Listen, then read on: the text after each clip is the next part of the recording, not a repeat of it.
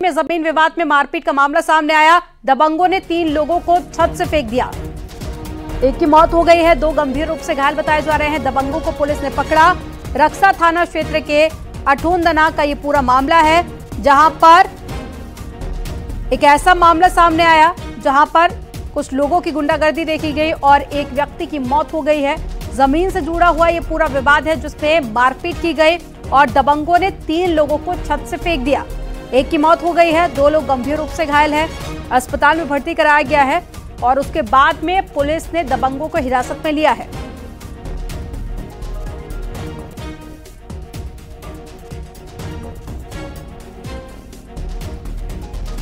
और ज्यादा जानकारी के साथ में अश्विनी मिश्रा जुड़ गए हैं। अश्विनी, जमीन विवाद से जुड़ा मामला सामने आया जहां पर 3 लोगों को छत से फेंका गया। क्या है ये पूरा मामला, विस्तार बताइए। देखिए, ये पूरा मामला अठौंदना गांव पड़ता है रक्सा थाना क्षेत्र में, जहां पर 2 पक्षों में जमीन पर मालिकाना हक को लेकर के काफी दिनों से विवाद चल रहा था। और ये विवाद आज सुबह उग्र हो गया जब एक पक्ष दूसरे पक्ष के घर पर आया था। पूरे मामले के निपटारे को लेकर के जमीन विवाद की पंचायत चल रही थी। गाँव वाले ये बता रहे हैं कि जमीन का जो विवाद की जो पंचायत थी वो छत पे ही चल रही थी। इसी दौरान दोनों पक्षों में छत पे मारपीट हो जाती है और इसी दौरान एक व्यक्ति नीचे गिरता है, जिसकी मौत हो जाती है और एक महिला और एक लड़का उसको बचाने आता है, तो उन दोनों को भी नीचे फेंक देने का आरोप लगता है दबंगों पर। तो कुल मिलाकर के जो मृतक के परिजन है उनका साफ तौर से आरोप है कि दबंगों ने घर की छत पर चढ़ के 3 लोगों को नीचे फेंक दिया, जिसमें से रूप सिंह नाम के एक ग्रामीण की मौत हो जाती है। वहीं एक महिला और एक युवक को चोटें आती है, वो भी छत से नीचे फेंके जाते हैं। इसके बाद जो 2 लोगों पे आरोप लगा था फेंकने का, उनकी गाँव वालों ने पिटाई। तो आरोपियों को गिरफ्तार कर लिया गया है। जानकारी साझा करने के लिए बहुत शुक्रिया अश्विनी आपका। और कासगंज से खबर है जहां पर मामूली विवाद में फायरिंग का मामला सामने आया। फायरिंग में 4 बच्चों को गोली लगी और दिन दहाड़े फायरिंग से दहशत फैल गई। गंभीर हालत में बच्चे अलीगढ़ रेफर किए गए हैं। आरोपी के खिलाफ में थाने में तहरीर दी गई है। अमापुर के गांव नगला मैया का ये पूरा मामला, जहां पर गोली चलाने वाला आरोपी नाबालिग बताया जा रहा है। अब ये जगह काम करते थे, हम हंस रहे थे, बोला कहीं हंस क्यों रहे हो, हमने कहीं हंसी का रोक लो। तो बोले तुम गाड़ी दे लगा, मैं गाड़ी क्यों दे रही हो, हमें जाए घर है कहीं घर वाले ने कहे तो कह देंगे इनसे। इतने बार कह भी गए तो फायर हुए। कितने लोगों को गोली लगी? 4 लोगों ने। और ज्यादा जानकारी के साथ में अजेंद्र जुड़ गए हैं संवाददाता। अजेंद्र, किस बात को लेकर विवाद हुआ था और साथ ही बच्चों की क्या कंडीशन अभी बताई जा रही है और क्या प्रशासनिक कार्रवाई अभी तक की गई है पूरे मामले में? बता दूं, ये पूरा मामला कासगंज जिले के थाना अमापुर क्षेत्र के नगला मैया का है। यहाँ बताया जाता है प्लास्टिक की डिब्बी बनाने को लेकर को 2 पक्षों में आपसी विवाद हुआ था। वही विवाद आपस में मारपीट में बदल गया और एक पक्ष के जो नाबालिग किशोर था उसने अवैध तमंचे से फायरिंग कर दी, जिसमें 4 बच्चों को गोली लगी है। इसमें एक मासूम बच्ची भी शामिल है। सभी घायलों को जिला अस्पताल में भर्ती कराया गया था, जहाँ उनकी हालत गंभीर देखते हुए अलीगढ़ रेफर किया गया है। वहीं पुलिस मामले ने आरोपी के खिलाफ मामला दर्ज कर लिया है और पुलिस आगे की कार्रवाई कर रही है। करने के लिए बहुत शुक्रिया अजेंद्र आपका।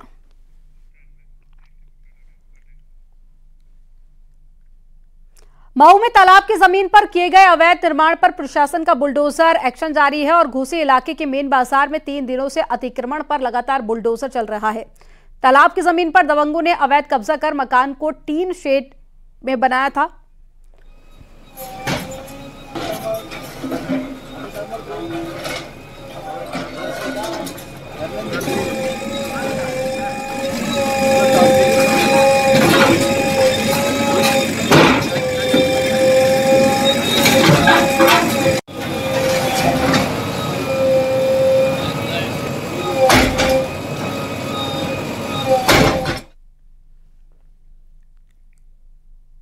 खबर प्रयागराज से है जहां पर 5 लाख के इनामी बमबाज गुड्डू मुस्लिम के घर पर कुर्की की कार्रवाई की गई।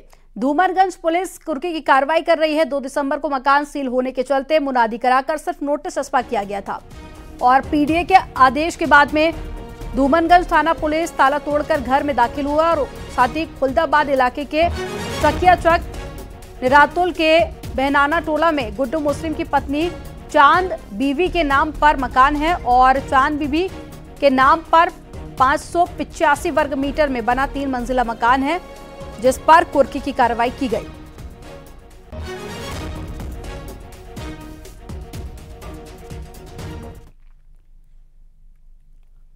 हाथरस में जिला अस्पताल में भर्ती घायल युवक के ऊपर हमले की कोशिश का मामला सामने आया। बताया जा रहा है कि गोली चलाने वाले हमलावर ने ही हमले की कोशिश की थी, जिसे घायल युवक के परिजनों ने जिला अस्पताल की ओपीडी में पकड़ लिया और आरोपी युवक के साथ में लोगों ने जमकर मारपीट की। भीड़ में मौका देखकर आरोपी युवक मौके से फरार हो गया। घटना की सूचना पर पहुंची पुलिस ने सीसीटीवी फुटेज के आधार पर जांच शुरू कर दी है और 3 दिन पहले ही खेत पर दीपक जलाने गए युवक को गोली मारकर घायल कर दिया था।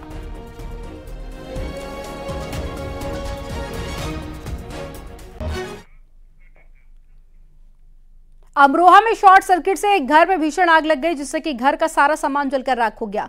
आग लगने से लाखों का भारी नुकसान हुआ है। मामला अमरोहा के सैदन गली इलाके के ढक्का कस्बे का बताया जा रहा है।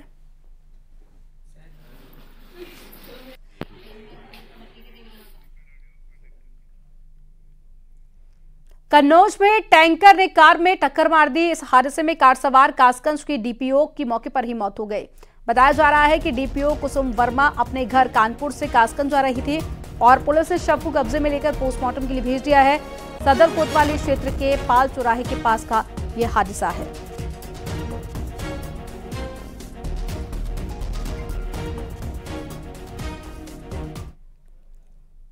बांदा में 2 मासूम बच्चियों के साथ में छेड़खानी का मामला सामने आया। आरोपी आर्मी से रिटायर्ड है और बच्चियां घर के बाहर खेल रही थी। आरोपी बच्चियों को बहाने से अपने घर पर ले गया और बलात्कार की कोशिश की। इसी दौरान दूसरी बच्ची को कुत्ते ने काट लिया। बच्चियों ने घर आकर परिजन को पूरी बात बताई। परिजन की तहरीर पर पुलिस ने मामला दर्ज कराया और आरोपी की तलाश शुरू कर दी है।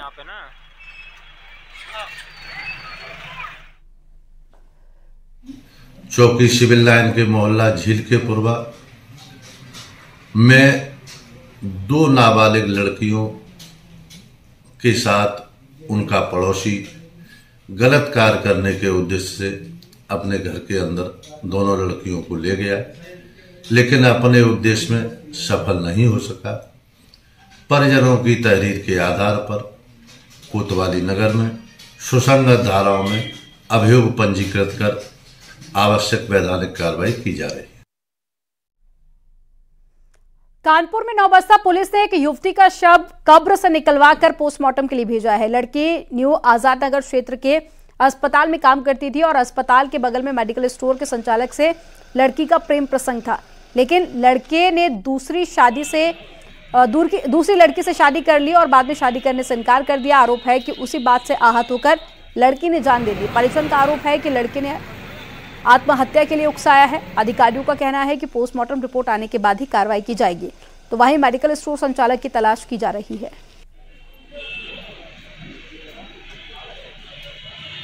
2023 को जो सचिन वर्मा है उसने अपनी शादी कर ली और इनकी बेटी के द्वारा इसका विरोध किया गया, तो उसने बोला कि मैं तुमसे शादी नहीं करूंगा। उस संबंध में इनकी बेटी के द्वारा इस घटना से क्षुब्ध होकर दिनांक 7/12/2023 को पंचायत से लेटर पर शिकायत कर लिया गया था। इनके परिजनों के द्वारा पुलिस को कोई सूचना नहीं दी गई थी और इन्होंने उसका दाह संस्कार कर दिया था। उसके बाद में इन्होंने बताया कि मुझे शक है कि मेरी बेटी जो है इस व्यक्ति के जो मेरी बेटी को परेशान करता है उसके चलते क्षुब्ध होकर इसने आत्महत्या कारित करी है। कन्नौज पुलिस पर फायरिंग करने वाले आरोपी पर प्रशासन बड़ी एक्शन की तैयारी कर रहा है। राजस्व टीम ने हिस्ट्री शीटर अशोक उर्फ मुन्ना यादव के घर पर पहुंचकर संपत्ति की जांच की है और राजस्व टीम ने हिस्ट्री शीटर मुन्ना के घर और उसके आसपास की जमीन की माप भी करना शुरू किया। मामला विशुनगढ़ थाना क्षेत्र के धरनी धीरपुर नगरिया गांव का है।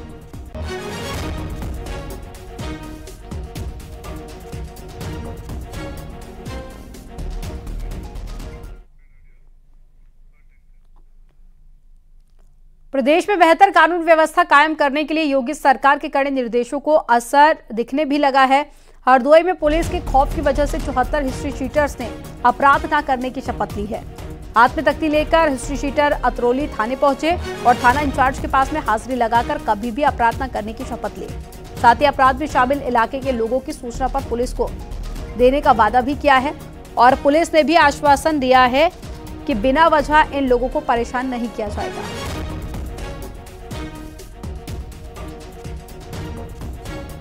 आज थाने के समस्त हिस्ट्री शीटर को बुलाया गया था। उसमें से 74 हिस्ट्री शीटर थाने पर आए, 10 जेल में पाए गए और लगभग 38 अनुपस्थित पाए गए। इसमें उपस्थित हिस्ट्री शीटरों को हिदायत दी गई कि वो अपराध एवं अपराधियों से दूर रहें एवं बीट कर्मचारियों एवं अधिकारियों को निर्देशित किया गया कि उन पर लगातार सतर्क निगाह रखें ताकि अन्य कोई अपराध या अन्य कोई तंदिया न हो पाए। जौनपुर में चोरों ने बंद पड़े एक घर को निशाना बनाया। ताला तोड़कर घर में रखे जेवर और कैश पर हाथ साफ कर दिया। करीब 6 लाख रुपए का माल लेकर चोर फरार हो गए। घटना जफराबाद थाने के सामने की है। मां का निधन होने की वजह से पीड़ित हरिमंगल मिश्र अपने पैतृक गांव गए थे और रविवार देर शाम लौटने पर उन्हें घर में हुई चोरी का पता चला। पुलिस ने मामला दर्ज करते हुए तहकीकात शुरू कर दी है। उसमें अंदर जाकर के देखे तो जो अंदर के कमरे थे, दो कमरे में 2 अलमीरा रखी हुई थी। दोनों अलमीरा में से जो कुछ लोगों ने, जो अज्ञात चोर थे, उन्होंने जितनी केवल ज्वेलरी को उन्होंने टारगेट किया और ज्वेलरी लेकर के गए। उसी में रखे कुछ सामान वो नहीं लेके गए हैं, जैसे जस्ट लाइक मोबाइल रखा था, लैपटॉप भी रखा था। और उसके बाद फिर मैंने घर पे भी ये सूचना दी, तो फिर मम्मी ने जिस हिसाब से पूरा विवरण दिया है उस हिसाब से ये जो चोरी है 6 लाख के ऊपर की ही है। सोनभद्र में 2 रिटायर्ड पुलिस वालों और उनकी पत्नियों के खिलाफ मामला दर्ज किया गया है। एंटी करप्शन की तहरीर पर ओबरा थाने में मामला दर्ज किया गया। दोनों आरोपी सिपाही सगे भाई हैं और गाजीपुर के रहने वाले हैं। नौकरी पर रहते हुए क्रशर प्लांट को चलाने और आय से अधिक संपत्ति इकट्ठा करने का आरोप लगा है। दोनों ने अपनी अपनी पत्नियों के साथ में मिलकर गलत तरीके से गिट्टी का कारोबार शुरू किया था और दोनों के खिलाफ में मुकदमे की विवेचना शुरू की गई है।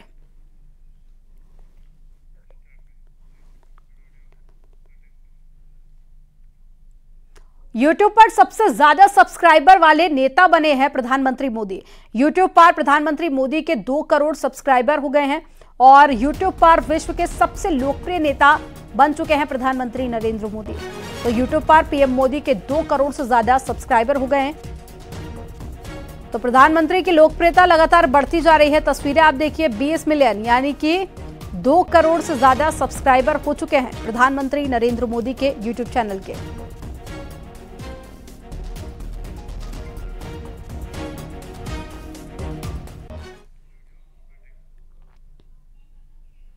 यहां वक्त हो गया एक छोटे से ब्रेक का। देकर एक बदमाश 50,000 रुपए लेकर फरार हो गया। बदमाश ने पीड़ित कारोबारी को एक्सीडेंट का झांसा दिया और पीड़ित सुरेंद्र गाजीपुर मंडी से फूल लेने जा रहा था और नेशनल हाईवे 24 पर एक शख्स ने उसे रोककर कहा कि तुम्हारी गाड़ी से एक्सीडेंट हुआ है, एक आदमी घायल है।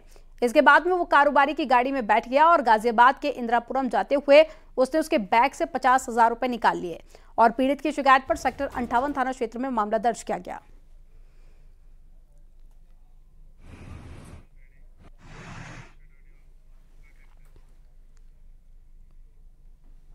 मिर्जापुर में कारोबारी पर हथियार से हमला कर बदमाशों ने करीब 1 लाख रुपए छीन लिए और घायल कारोबारी को गंभीर हालत में ट्रॉमा सेंटर वाराणसी रेफर किया गया। घटना के पीछे पुरानी रंजिश बताई जा रही है। मामला कटरा कोतवाली थाना क्षेत्र के कोतवाल साहब गली का है, जहां पर बिस्कुट कारोबारी आशीष साहू बाजार से पैसा लेकर घर लौट रहे थे तो उस पर बदमाशों ने धारदार हथियार से हमला कर दिया। परिजनों का आरोप है कि हमलावरों के साथ में पुरानी रंजिश है और साथ ही जन्माष्टमी के दिन विवाद के बाद में मुकदमा भी दर्ज किया गया था।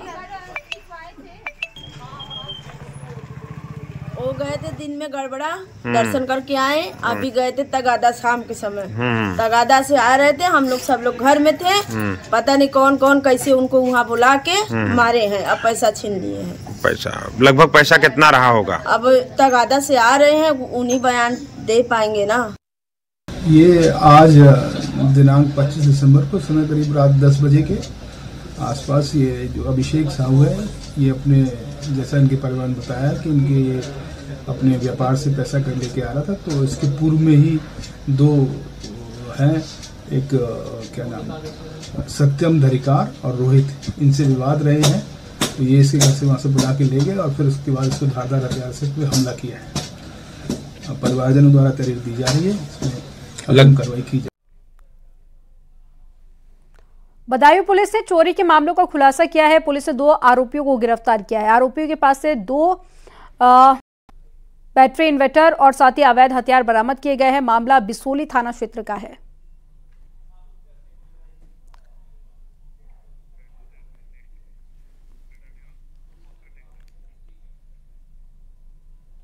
इटावा में कानून व्यवस्था को बेहतर बनाने के लिए पुलिस लगातार एक्शन में है और साल 2023 में इटावा पुलिस ने अपराधियों पर सख्ती रुख दिखाया है और इस साल अब तक इटावा पुलिस ने 428 आरोपियों पर गुंडा एक्ट की कार्रवाई भी की है।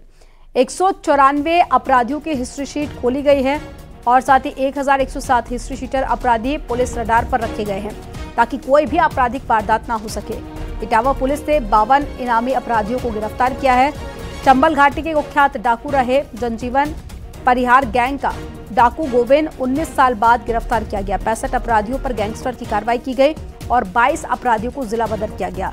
पुलिस मुठभेड़ में 22 अपराधी गोली लगने से घायल हुए हैं। ऑपरेशन कन्विक्शन के तहत में 146 लोगों को सजा दिलाई गई और 3 करोड़ 10 लाख की संपत्ति गैंगस्टर एक्ट में सीज की गई। ऑपरेशन त्रिनेत्र में 6500 सीसीटीवी कैमरे भी लगाए गए और 22 गंभीर घटनाओं का खुलासा ऑपरेशन त्रिनेत्र के कैमरों की मदद से किया गया।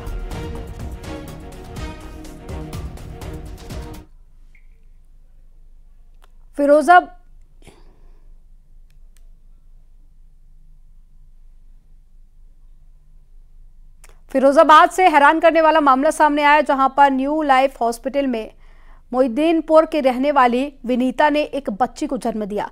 डॉक्टरों की लापरवाही से पिता उसे मृत समझकर घर ले आए और करीब 4 घंटे बाद पता चला कि नवजात की सांसें चल रही हैं। दरअसल विनीता ने 7 महीने की बच्ची को जन्म दिया था और कमजोर होने की वजह से डॉक्टर ने उसे आगरा रेफर कर दिया और वहीं से बच्ची के पिता उसे मृत समझकर वापस न्यू लाइफ हॉस्पिटल ले आए जहां बच्ची की सांस चलती मिली तो मामले का खुलासा हुआ। सीएमओ को जानकारी हुई तो उन्होंने खुद जाकर बच्ची को SNCU में भर्ती कराया और मामले की जांच की बात कही है।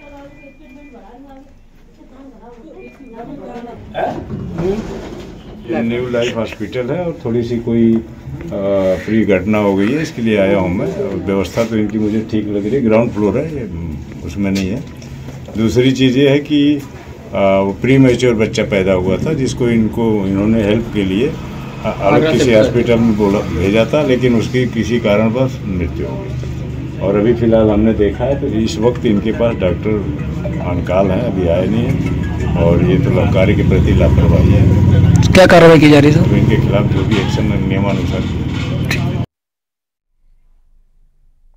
ग्रेटर नोएडा पुलिस का गुड वर्क सामने आया है। जर्मन दंपति का बैग गलती से एक ऑटो में छूट गया था और बैग में विदेशी नागरिकों का कीमती सामान था। सूचना के बाद में बिसरख थाना पुलिस ने महज 1 घंटे के भीतर पीड़ित दंपति का बैग तलाश कर उनके सुपुर्द कर दिया और विदेशी दंपति ने नोएडा पुलिस की तारीफ करते हुए आभार जताया।